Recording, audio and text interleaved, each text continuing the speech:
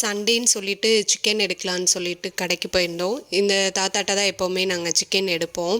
ரெகுலராக அவர்கிட்ட தான் வாங்குவோம். ஏன்னா அவர் வந்து கிரேவிக்கா இல்லை பிரியாணிக்கான்னு கேட்டு எங்களுக்கு அதுக்கேற்ற மாதிரி கட் பண்ணி தருவாங்க. பிரியாணிக்குன்னு சொல்லவும் தாத்தா வந்து கொஞ்சம் பெரிய பீஸாக போட்டு கொடுத்துருந்தாங்க. சிக்கன் எப்போவுமே தோல் எடுத்துகிட்டு தான் நான் வாங்குவேன். க்ளீன் பண்ணி தோல் இல்லாமல் தான் அந்த பீசஸ் மட்டும் போட்டு தர சொன்னால் அவர் அதுக்கேற்ற மாதிரி அவர் எப்போவுமே க்ளீன் பண்ணி கொடுத்துருவார். இன்றைக்கும் அதே மாதிரி தான். சரி பிரியாணிக்குன்னு சொல்லவும் தாத்தா தோல் எடுத்துகிட்டு க்ளீன் பண்ணிட்டாங்க.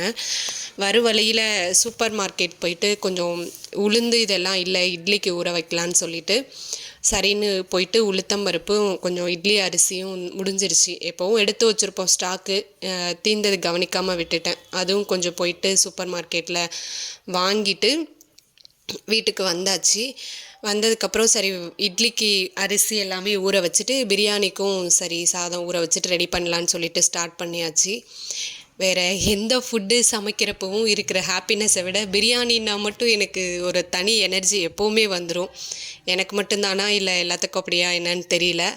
ஸோ வேலை வந்து கடன்னு சொல்லி ஃபாஸ்ட்டாக ஆரம்பிச்சிருச்சு.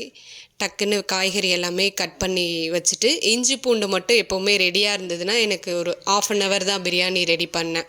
சரின்னு வெஜிடபிளை சீக்கிரமாக கட் பண்ணி வச்சுட்டு பிரியாணி வந்து செய்யறதுக்கு ஆரம்பிச்சாச்சு. இன்றைக்கி டே இப்படி தான் போச்சு. உங்கள் வீட்டில் என்ன ஸ்பெஷல்னு சொல்லுங்கள்.